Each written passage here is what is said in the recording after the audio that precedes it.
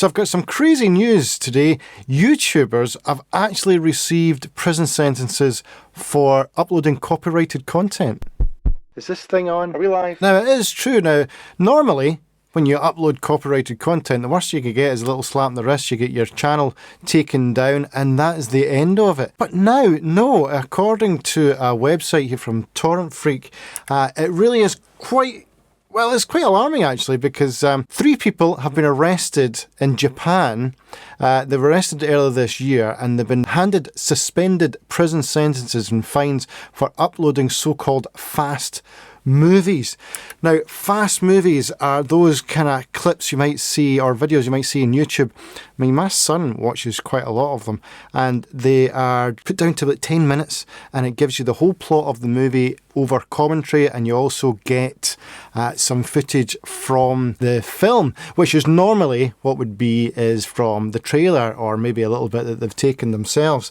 But now that has been classed as a criminal offence. Well, it's always been a criminal offence, but normally what happens is you just get your channel taken down. But not now. Because in Japan, 3 YouTubers have been handed suspended prison sentences. They were lucky they got away with suspended criminal sentences. The trial took place in Japan. Defendants have uploaded minutes-long movie summaries edits to the YouTube with accompanying commentary. All 3 pleaded to criminal breaches of Japan's copyright law. And here it is here. Fast movies are essentially heavily edited copies of feature-length movies that tell the whole story in just a few minutes. However, unlike most official trailers, they also tend to come with commentary in addition to an abundance of spoilers.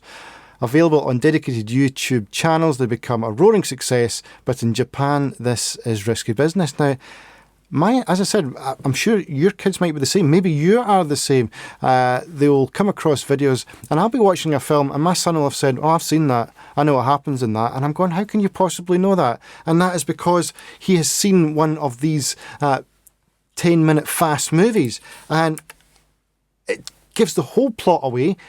They know exactly what's going to happen. Hunger Games is a classic example, and my son knew everything about Hunger Games, even though he's 9, and it's completely couldn't be watching that in a million years. I would never let him watch it, but he knows everything about the actual series.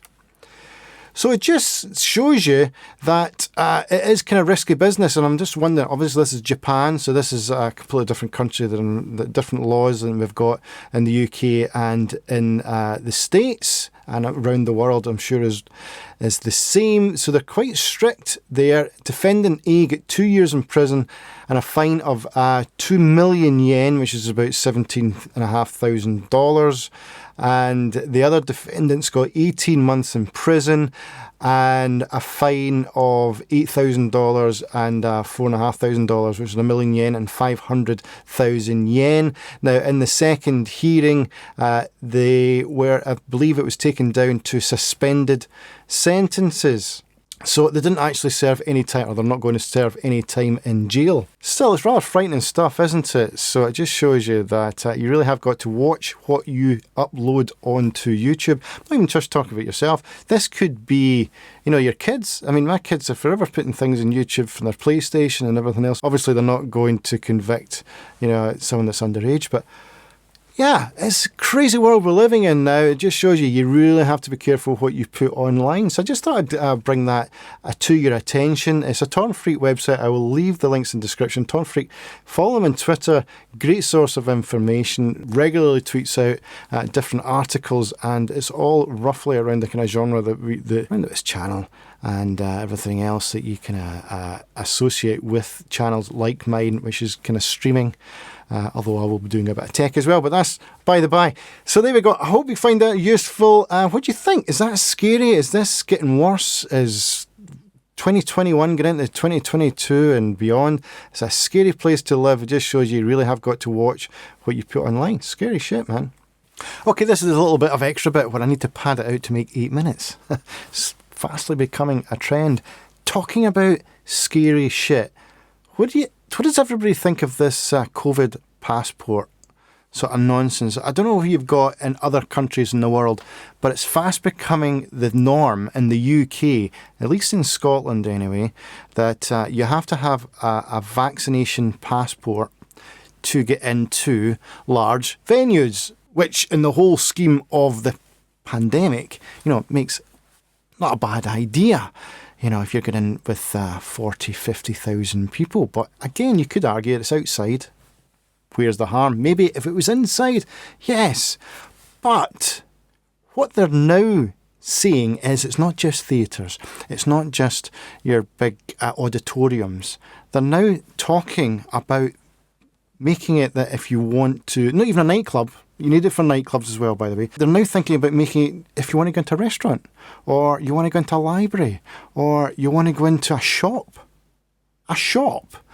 You have to have a COVID passport, which just really cries out to me as having a ID card. Now, this was flouted in the UK some years ago, that everybody had to have an ID card that you can present to the police if you need, or authorities. This is my ID card. And it was like completely, quite rightly, this is an invasion of your human rights, invasion of your privacy, and it was not brought any further. This, to me, is just another way of implementing that. Because let's face it, if you have to show it, get into a shop, a supermarket, a restaurant, pretty much they'll be able to know where you are at all times. Almost certainly. You need to go and get petrol, but Stu was in that petrol court, and then he was at the supermarket, and then he was at... Do you know what I mean? And I'm not... Obviously, if you've not done anything wrong, where's the harm? But it is a pretty scary prospect, isn't it? I think it's a scary prospect. What do you think? What do you think about that? It's similar to vaguely similar to what we were talking about earlier on with the YouTubers. And in the day, all they did was upload some, their commentary on a movie. It wasn't like they were literally uploading the whole movie, which used to happen so often. And they're getting a criminal sentence, albeit suspended. They've got a criminal record because of that, albeit, again, it's in Japan. But, come on, is it really worthwhile? Does the crime equal the sentence? And you've got all these other crimes happening in the world.